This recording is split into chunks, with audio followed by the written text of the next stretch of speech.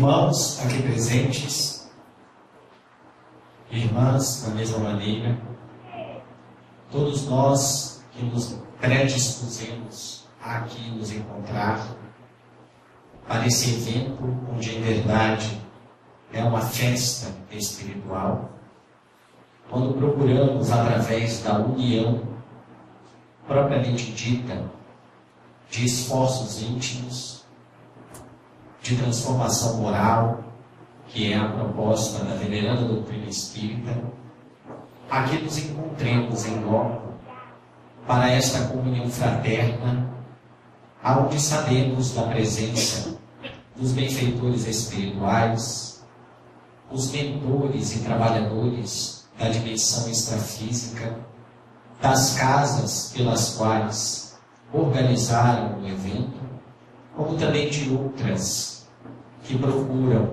nesta comunhão, trazer até nós esses aspectos sublimes representados pelos fluidos salutares, que sempre nos deixam bem melhores quando saímos desta festa, deste banquete, do que quando chegamos.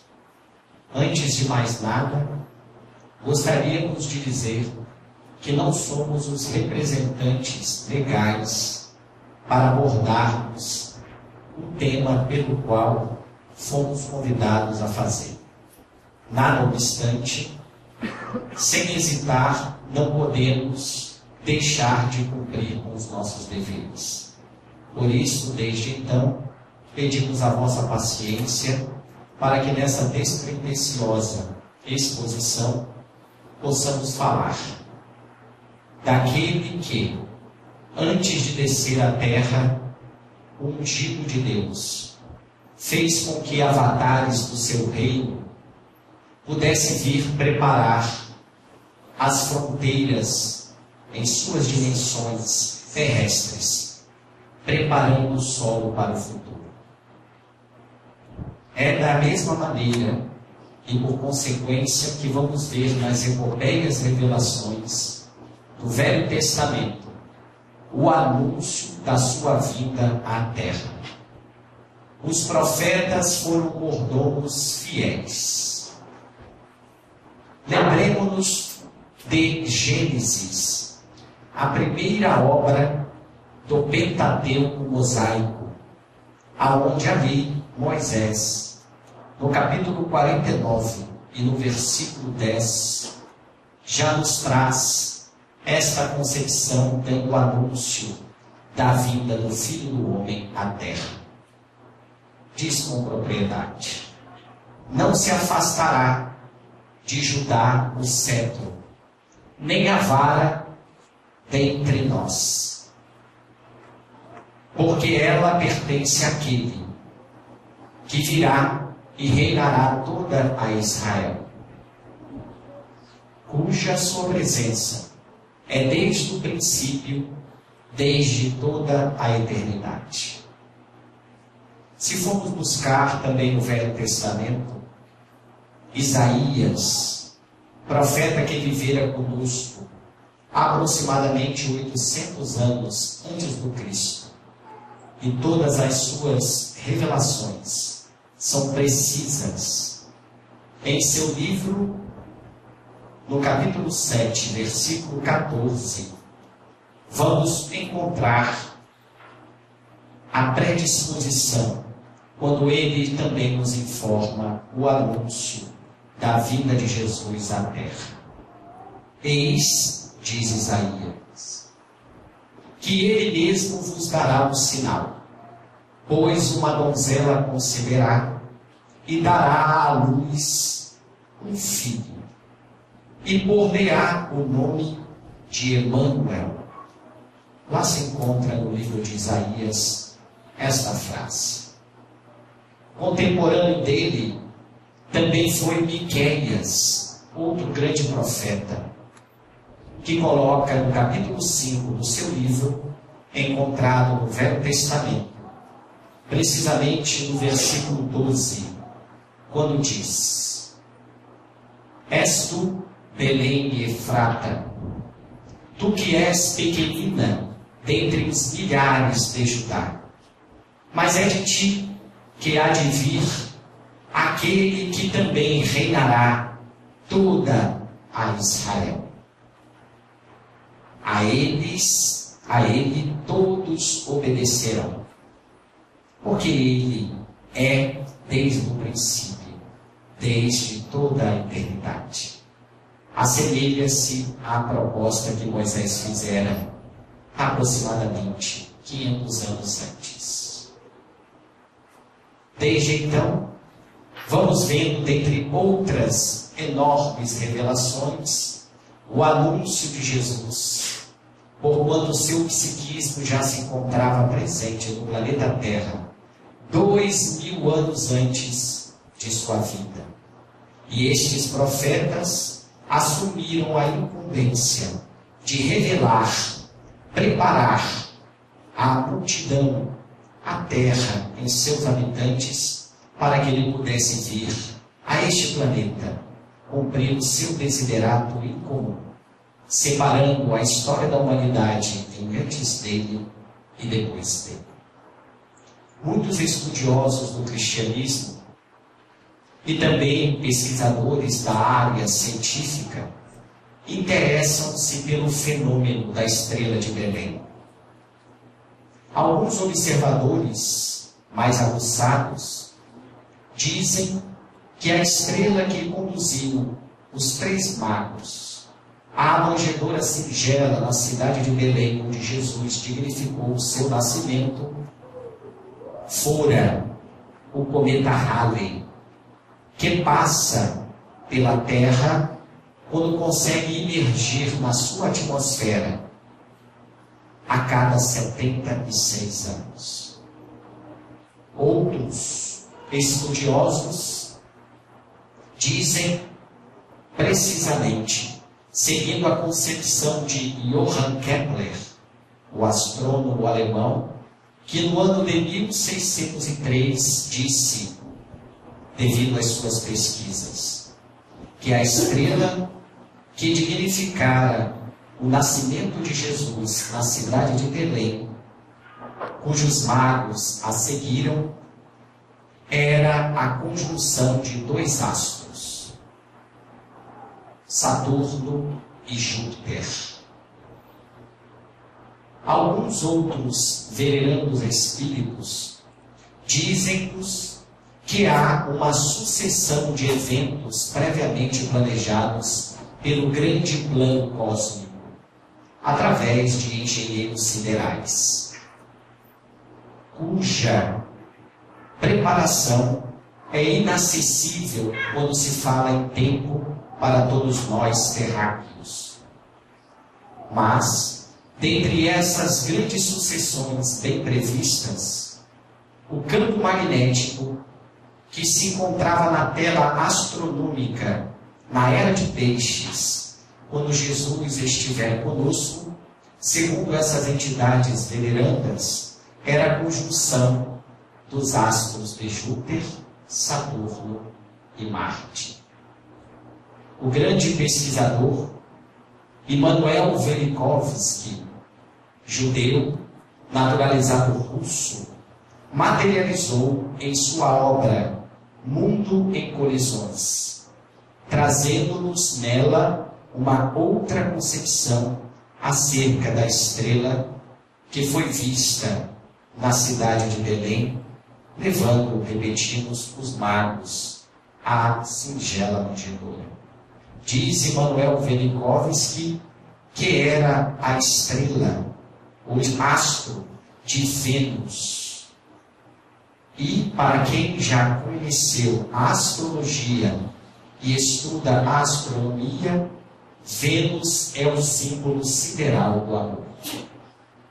Aceitando uma concepção ou outra, o que importa é que Jesus é a constelação de astros, ergastulado temporariamente na forma humana, para viver entre os homens, deixando na atmosfera envolvente o seu rastro luminescente, cuja mensagem é de advertência reveladora. o ano que Jesus nascera, ainda obedece especulações. Se nós formos procurar em Mateus, no capítulo 2, lá vamos observar nas Escrituras do Novo Testamento que Jesus nascera ao tempo do governo de Herodes o Grande. E Herodes morrera no ano 4 antes do Cristo. Mais adiante, Mateus narra a perseguição a todas as crianças que tenham idade menor de 2 anos, a pedido do próprio Herodes o Grande. E ele consultou os magos 2 anos antes de sua morte. Portanto, Jesus não poderia ter nascido antes do ano 6 antes do Cristo. Estamos entre o ano 6 e o ano 4 antes do Cristo.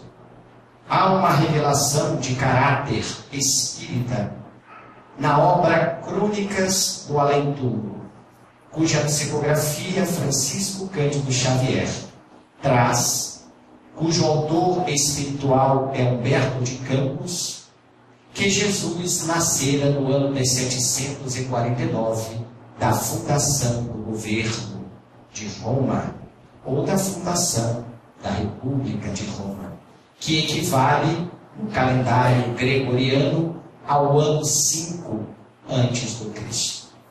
São as informações mais precisas que encontramos em todas as literaturas espiritualistas, como também na literatura espírita.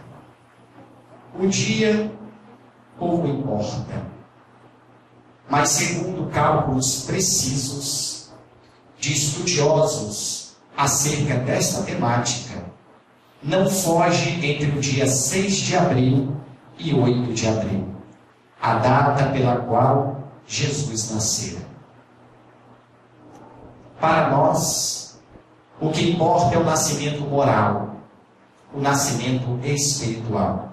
Mas não podemos deixar de relatar que a data do dia 25 de dezembro, equivocadamente, foi trazida ao Ocidente por Roma, quando comemorava em suas festividades ao sol de inverno, ao sol invicto, a deusa Mitra da Pérsia.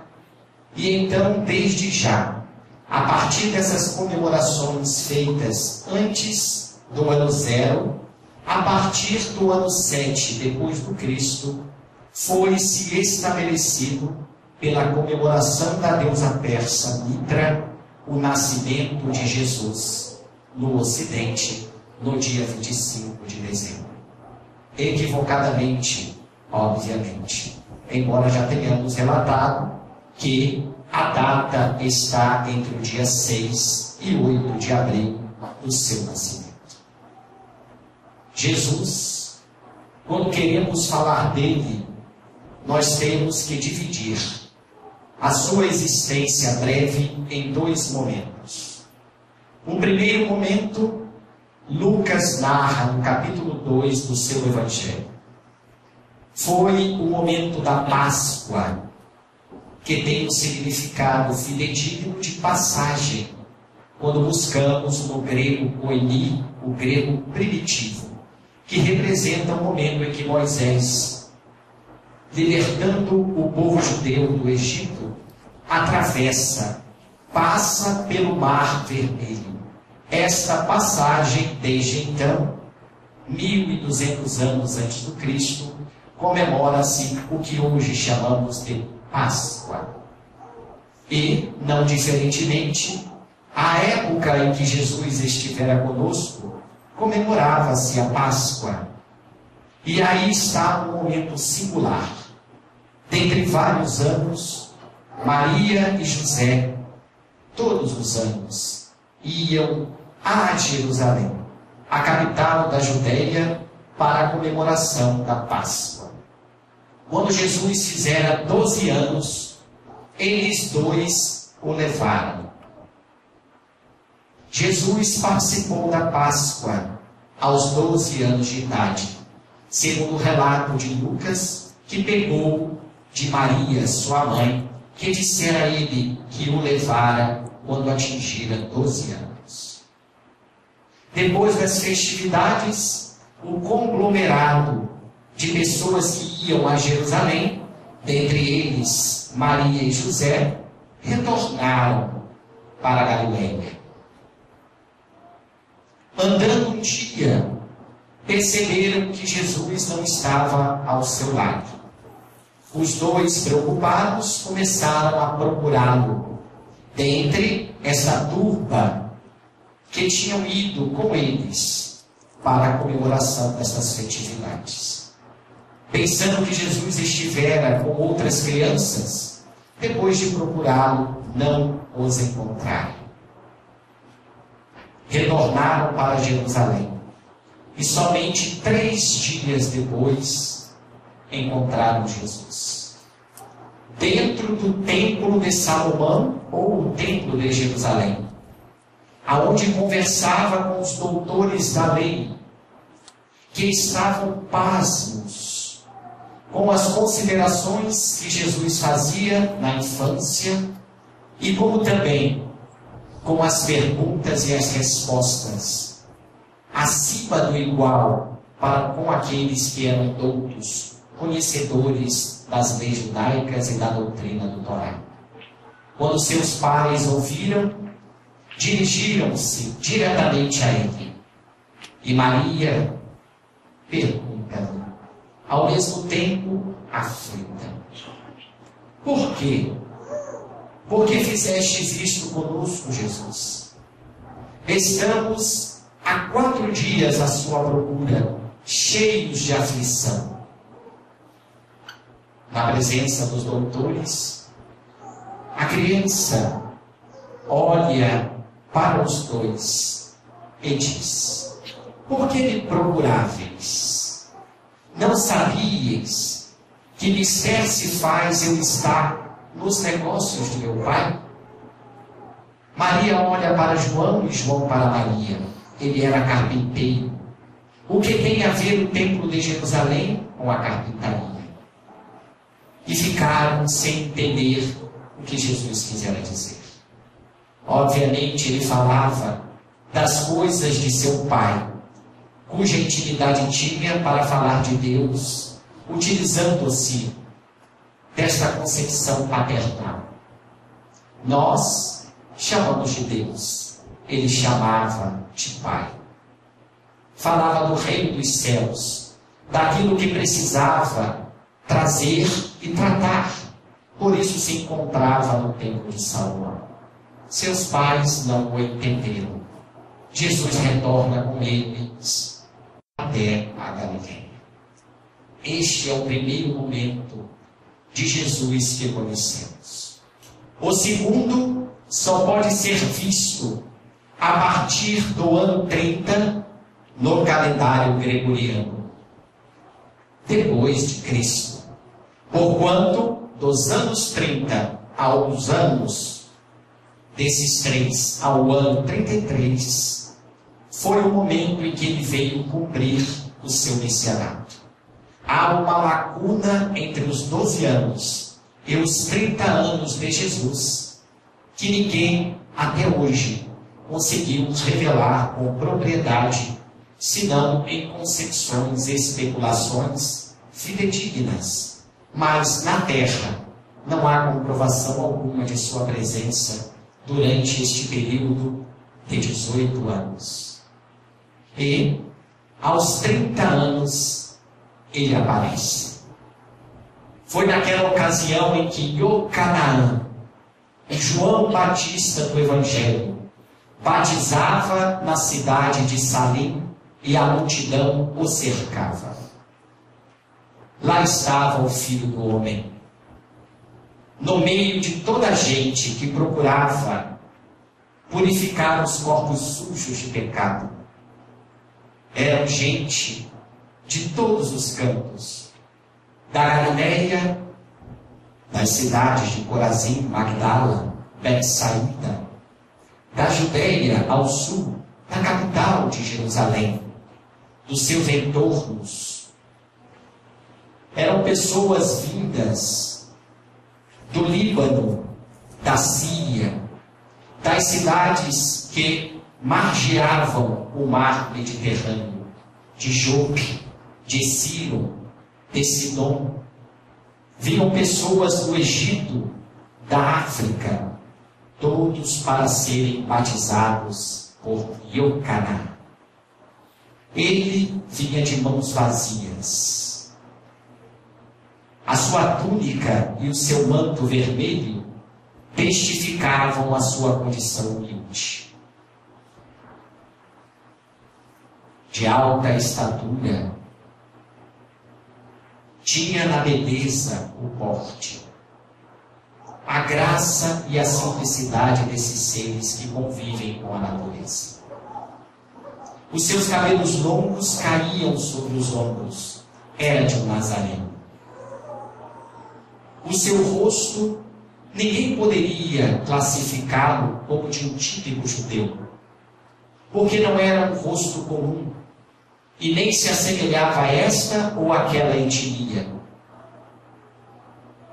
Era um rosto único. Ao depará-lo, questionava-se: é belo? E todos respondiam com a mesma voz: é a própria beleza. Quem ousaria descrever-lhe o perfil, o sorriso, o olhar? Aliás, jamais viu-se-lhe sorrir, mas muitos já o viram chorar. E as suas mãos? Era de um carpinteiro que se encontrava toda ela raspada, calejada pela plaina e pela serra? Ou era de um poeta que cantava através da flauta pastoril avena as músicas e os cânticos aos pássaros dos céus? Quem ousaria descrever as suas mãos? Quem era aquele homem? A multidão que se encontrava aglomerada em torno de Iocaná ou João Batista não o perceberam, mas ele também não se fizera notado. Todos tinham atenção apenas àquele que passara 20 anos no deserto em estudos e meditações, para depois ir à cidade de Decápoli e agora ser visto em Salim, batizando. Ele sabia em Iocaná o que ali estava fazendo. E na sua voz singular, alta e forte, ele bradava, causando eco por toda a Judéia, ultrapassando neste eco, fazendo estremecer os tronos dos tetrarcas, dos sumos sacerdotes, dos doutores da lei. Arrependei-vos, ó raça de víboras, porque é chegado o anúncio do reino dos céus, dizia Iocaná. E a multidão lhe perguntava: quem sois? E ele diz: eu sou a voz que clama no deserto, comprovando aquilo que Isaías já tinha dito 800 anos antes, no capítulo 40 do seu livro. Arrependei-vos, ó raça de víbora, porque eu sou a voz que clama no deserto. Vim para apacentar o rebanho. E ele disse: Iocaná, eu sou a voz que clama no deserto. Todos então gritavam: Iocaná, Iocaná. Ele tremia em espírito. Ele ainda não tinha visto Jesus, mas sabia que o Messias se encontrava entre a turba multa.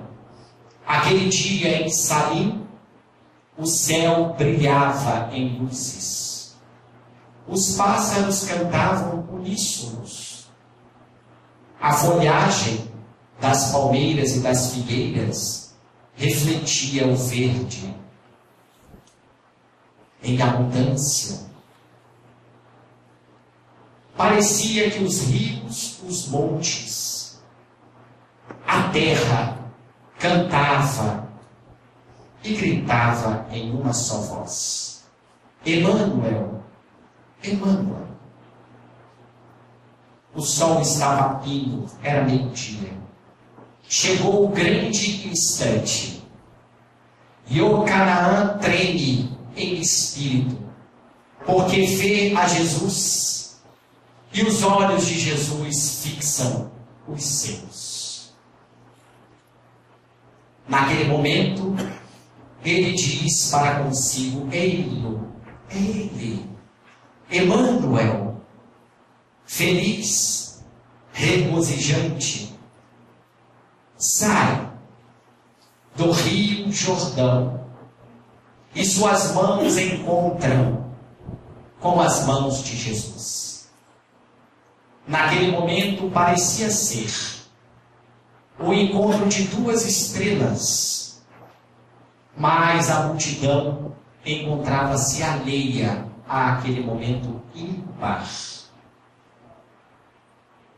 E perguntava: se não sois o Messias e nem Elias que voltara, por que batizas? Ele aproveita o momento com as mãos em Jesus para dizer: eu vos batizo com água, mas dentre vós está aquele de quem anunciei. Ele, em verdade, vos batizará em espírito e verdade. Soltam-se as mãos e Jesus vai em direção ao rio Jordão.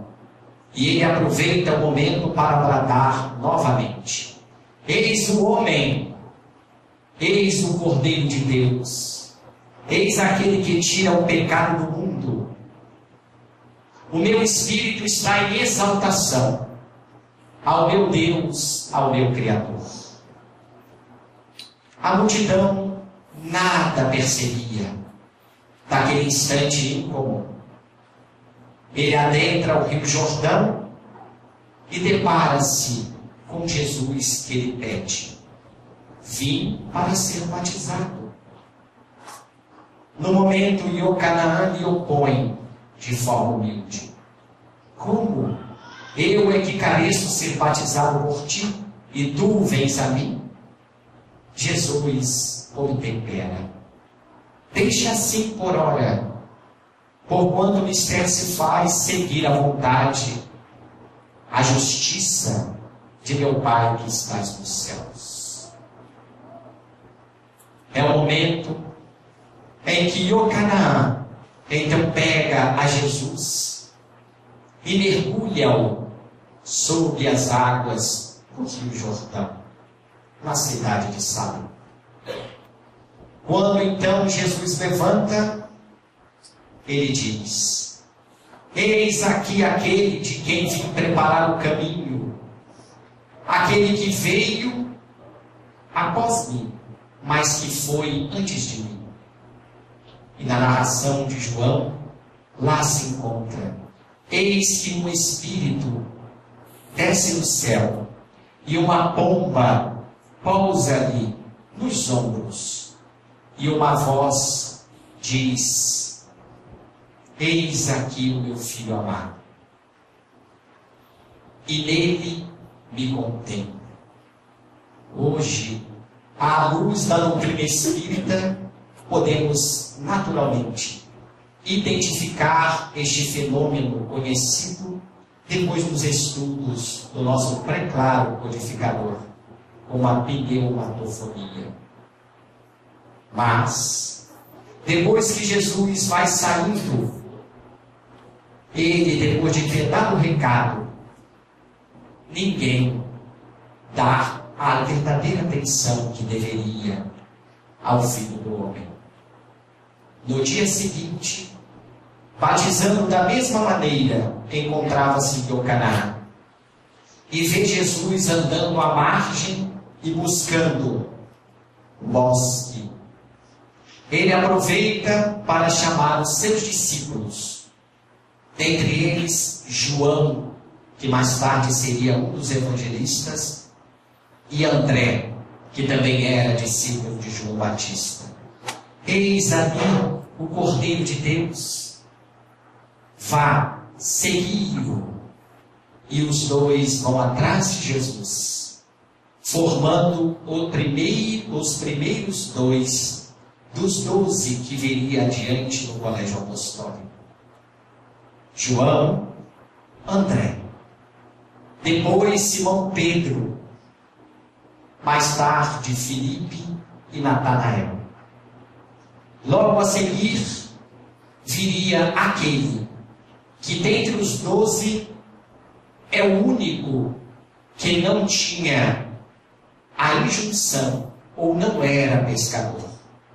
Estamos nos referindo a Mateus, Levi, filho de Alfeu, o único publicano do colégio apostólico.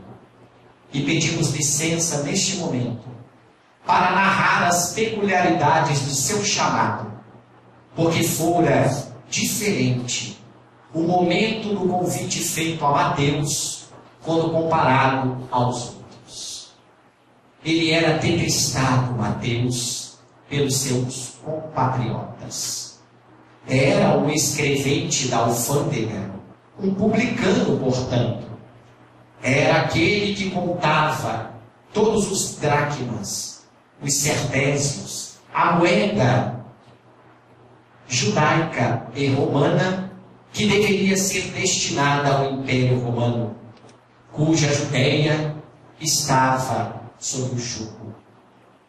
Os amigos compatriotas não gostavam dos funcionários públicos, os publicanos, porque acreditavam eles que eram traidores, mas estavam, em verdade, cumprindo com as suas injunções públicas.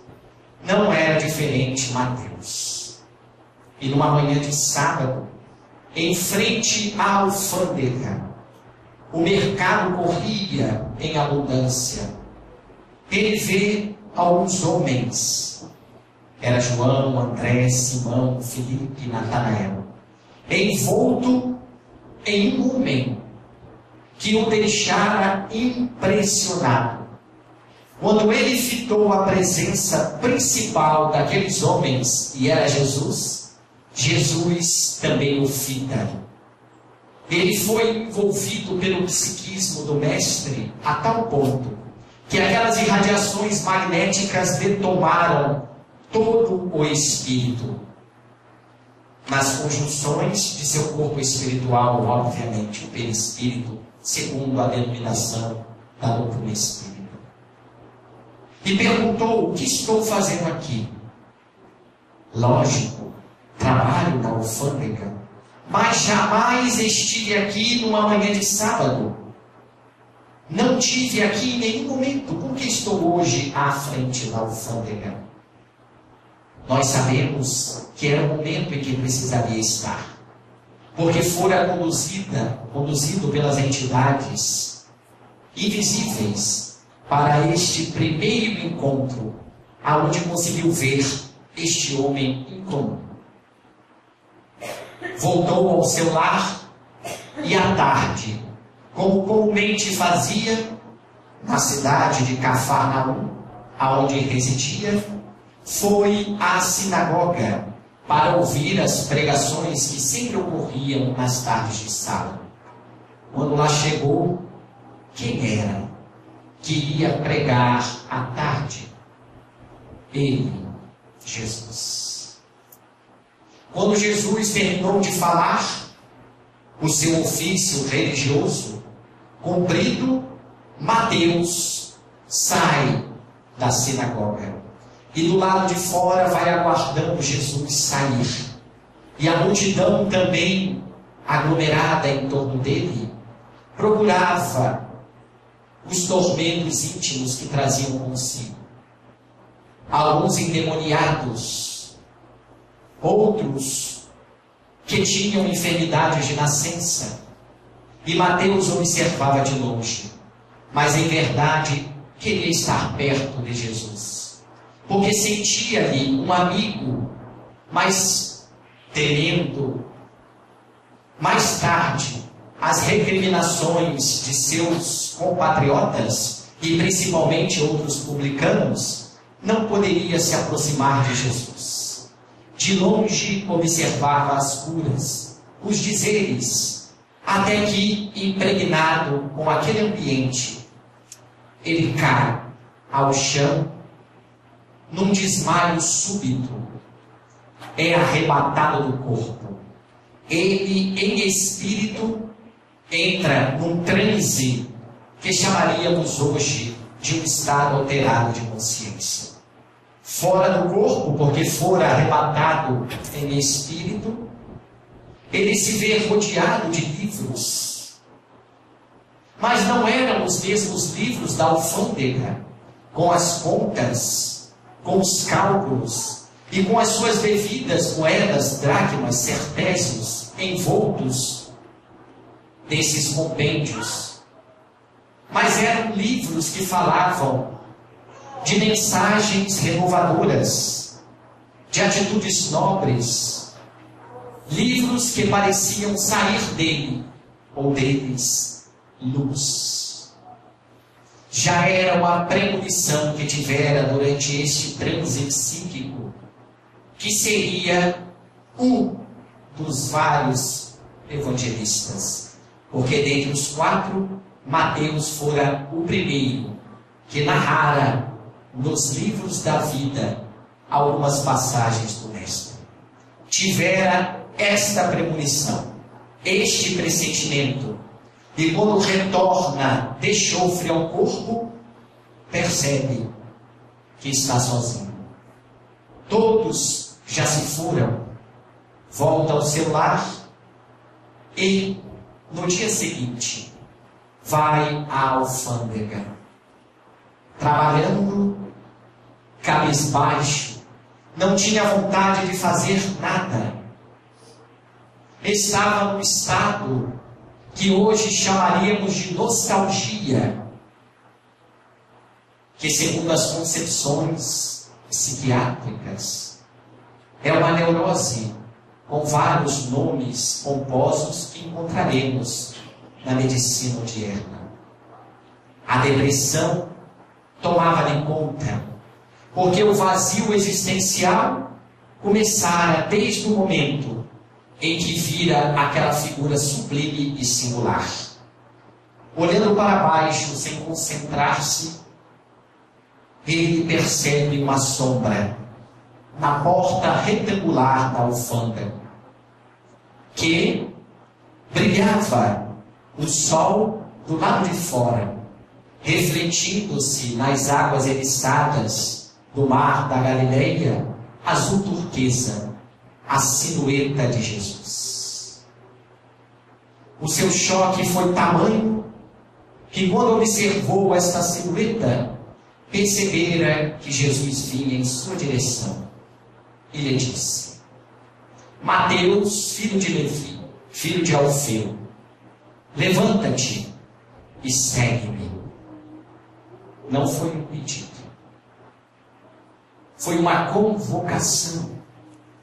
E há uma diferença singular entre pedir e convocar. Quem convoca está tomando uma decisão convicta. E Jesus o convocara de forma austera e doce ao mesmo tempo. Jesus fora o único em nosso planeta, até os dias atuais, que conseguiu, durante todo o tempo, apresentar a todos nós a completude psíquica entre o ânimos e o ânima, entre a austeridade e a doçura. O equilíbrio era e é inefável. Em todos os momentos, jamais titubeou. Mesmo quando tentado, conseguia trazer a austeridade e a doçura. equilibrando as duas polaridades psicológicas que todos nós, criaturas, temos, caminhando na lei de progresso, evoluindo rumo ao infinito. Levanta-te, Mateus Levi, filho de Alfeu, e segue-me. Quando virou-se, Mateus levantou-se imediatamente. Sem olhar para trás, saiu da alfândega, fechou a porta e desde então jamais voltou a trabalhar no telônio, a cadeira pela qual os publicanos sentavam para realizar as suas injunções públicas. Desde já, só andava juntamente com Jesus e os outros companheiros do colégio apostólico. Um mês se passou, 2 meses se passaram. No 3º mês, aquele vazio já não mais existia. Ele encontrara o sentido da sua existência e queria comemorar aquele momento sublime. E como era um homem bem aquinhoado, resolveu convidar Jesus para que fosse jantar em sua própria casa. E convidou os seus amigos ou ex-colegas de trabalho publicanos, gente outras que conhecia, para o grande banquete em seu lar. E no dia propriamente estava preparado o banquete em sua residência, que ficava defronte ao mar da Galileia ou ao lago de Tiberíades. Uma mesa com um pano de linho branco. Mandou vir os melhores vinhos da ilha de Chipre, como também da Samaria, da cidade de Siquém. Mandou assar peixes fritados. Pediu as melhores maçãs do Monte Meron, situado ao norte, acima da Galileia. Mandou vir aquelas romãs que faziam parte, as melhores, da cidade de Corazim. Pediu que viessem mel e azeites do Monte Hebron, ao sul da Judéia. Colocou serventes sustentando vasilhames de frente à sua casa, com água, para que todos os convidados pudessem fazer a ablução àquele momento singular. Ele estava à frente de seu lar, de sua residência, aguardando a chegada de Jesus. E dentre todas as embarcações que trafegavam sob o mar da Galileia, um chamava a atenção. Com as velas esfumecidas, era o barco de Simão Pedro que se aproximava. E ele reconhecera aquela embarcação que tantas vezes andava com Jesus. À proa, ele vira aquela figura sublime, com os cabelos cor de mel, partido à moda nazareno. O seu peito está envolto de felicidade, ao ponto de ele ter vontade de gritar, mas segurou-se. Quando o barco aporta em terra firme, ele sai correndo. Jesus salta, os seus discípulos também. Quando aproxima-se de Jesus, fica genuflexo. E em vez de gritar, abraça Jesus pelas pernas. E Jesus então diz: Mateus, tu realmente és um homem feliz, porque hoje adentra em teu lar a felicidade. Mateus levanta-se e, como anfitrião, conduz o seu mestre, juntamente com os colegas de ideal, à sua residência. Lá já se encontravam alguns convidados, E o jantar ocorre ao som de flautas, de pandeiros. E Jesus fala, neste banquete material, também das coisas dos céus. Portanto, o banquete principal é espiritual. Porque responde a algumas perguntas aqui, afirma outras acolá, ensina mais adiante. Depois desse período que ficara ali, quando terminou o grande banquete na casa de Mateus, Jesus sai da residência. Os discípulos o cercavam, os outros convidados logo atrás.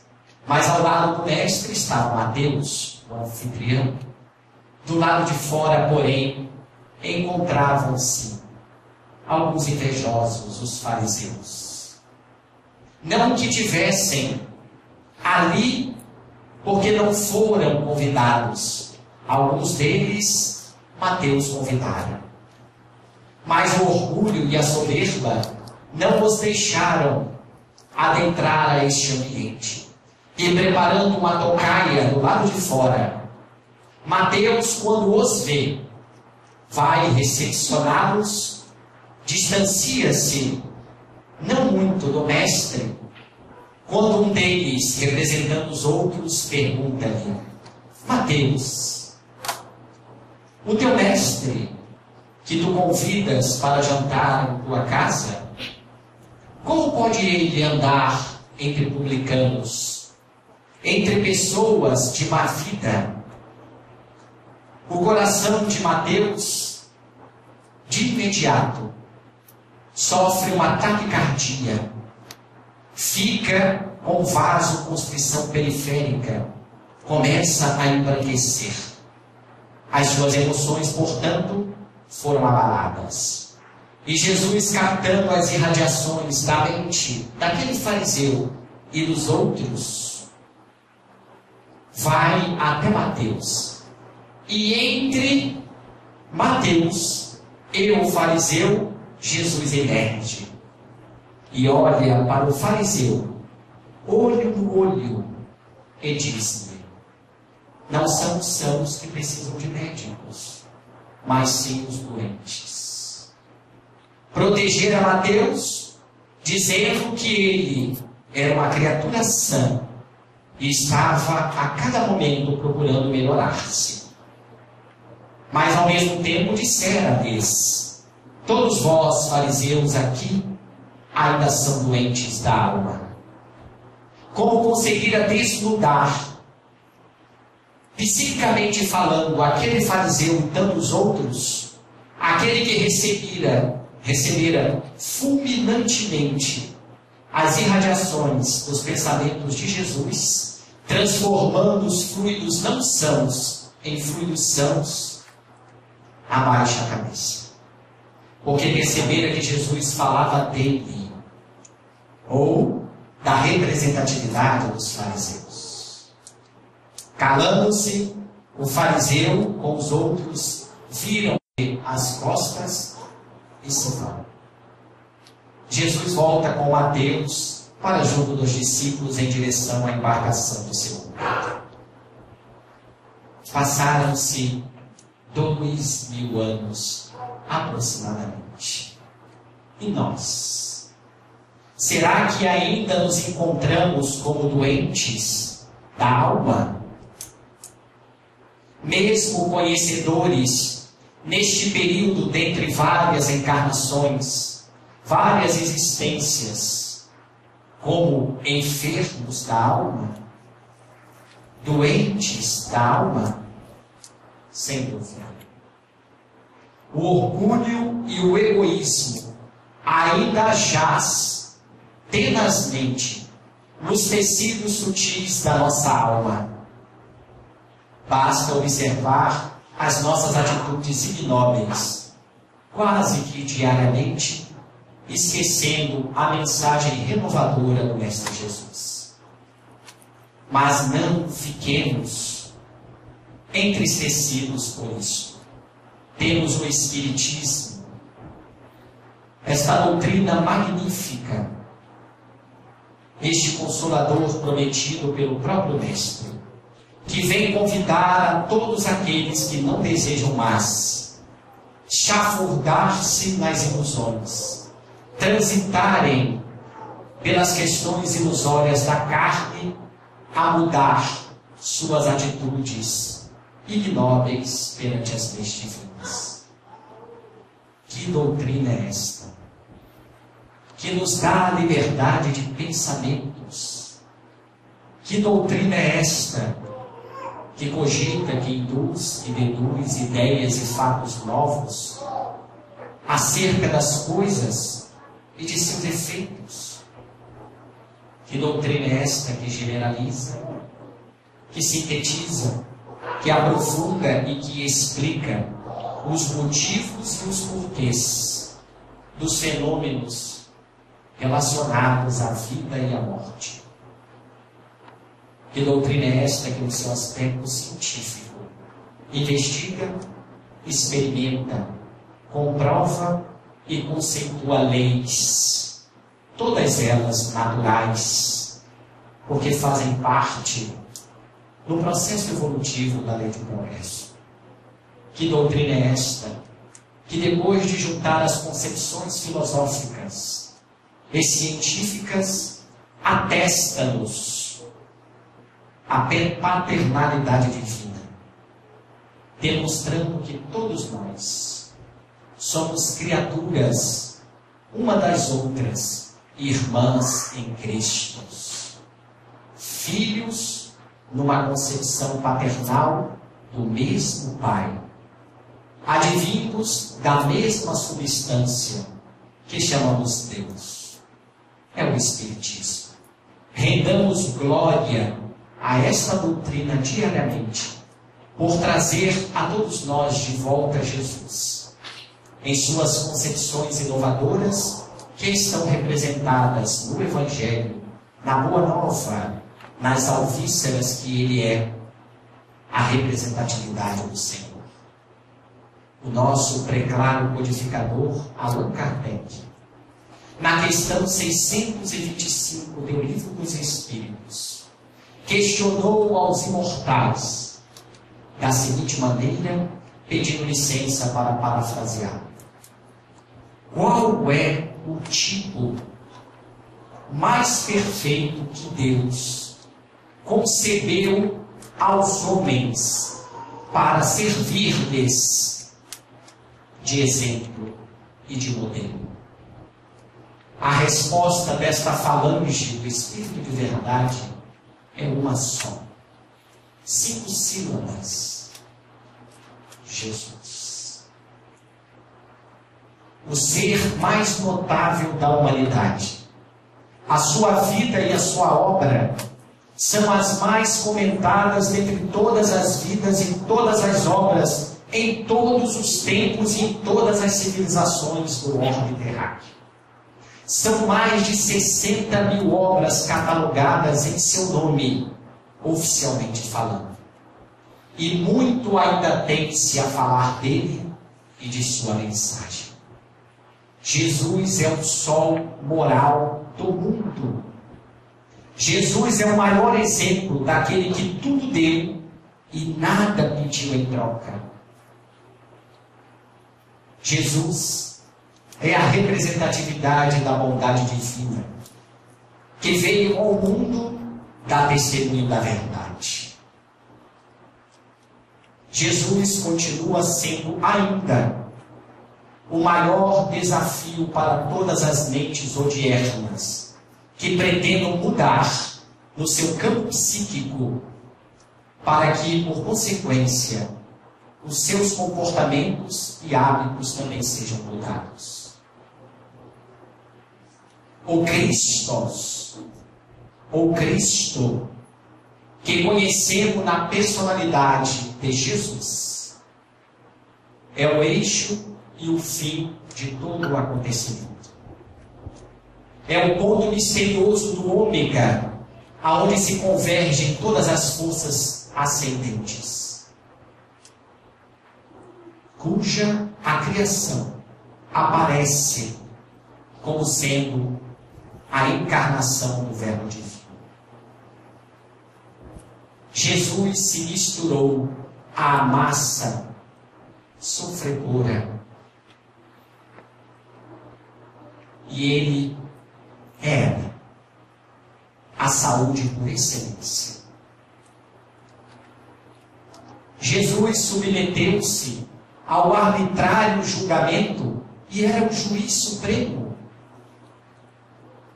Jesus se permitiu o sacrifício infamante e era o diplomata, o embaixador enviado por Deus. Jesus se deixou assassinar e era a vida em abundância por amor.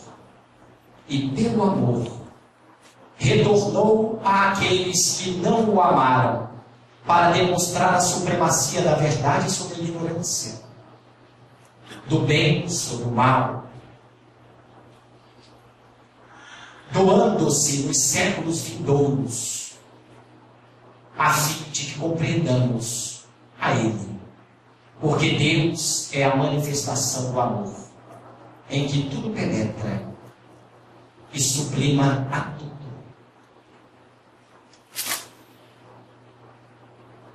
O convite para Jesus é de largo tempo. Demoramos algumas existências, obviamente, para compreendê-lo. Mas neste largo tempo, a nossa decisão não pode ser uma decisão apressada, porquanto assemelhar-se-ia ao fogo de palha, aonde depois de atingir a sua altitude máxima, também de uma hora para outra se apaga.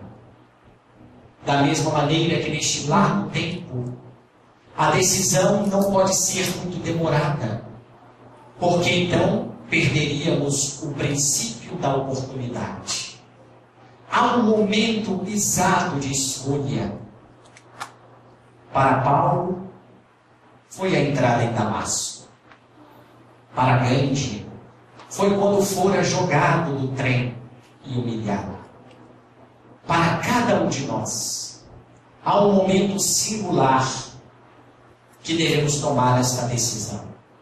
E depois de tomada, devemos abraçar a cruz e não voltar mais atrás. Nem olhar para trás, porque esta cruz representa as nossas dificuldades, as tribulações que pretendemos ultrapassar. Basta guardarmos os seus mandamentos. Aonde eles estão? No seu Evangelho. O Evangelho é o caminho da liberdade rumo à perfeição. A liberdade é a mensagem do Evangelho trazida ao presídio humano. Viver o Evangelho é trabalhar, é sacrificar-se das coisas temporárias, é desprendimento, é não temer encarar face a face a consciência depois de ter cumprido com o dever, mesmo que os outros não entendam os nossos verdadeiros deveres. Viver o Evangelho é quebrar um frasco de perfume, de essências raras, e ficar feliz por isso, deixando que os outros se inebriem nessa fragrância de esperança e de segurança da verdade. O Evangelho de Jesus e a doutrina dos Espíritos são obras do mesmo autor. É por isso que o Espiritismo nasceu visceralmente ligado ao Evangelho do Mestre. Se assim não fosse, careceria de sentido. Porque os fundamentos da doutrina espírita, como no Evangelho de Jesus, é o amor e a justiça. E a sua finalidade é o bem, o ponto máximo que conhecemos quando entendemos a plenitude. Se algum dia nos perguntarem se a doutrina espírita será a religião do futuro, digamos, conforme fizera o nosso insigne codificador, não. Mas o Espiritismo será o futuro das religiões. Porque aborda, ao mesmo tempo, todas as questões relacionadas à razão e ao coração. O Evangelho, a Boa Nova, são mensagens redentoras, trazidas a este mundo de grilheta, reclamando-nos ações enobrecedores. O amor é a canção mais sublime de todos os universos. Mergulhemos nele, para que possamos seguir sempre em caminhos retos. Guardai os meus mandamentos, disse Jesus, e permanecereis no amor. Ó virtude tão nobre, somente a fé pode trazer no ardor.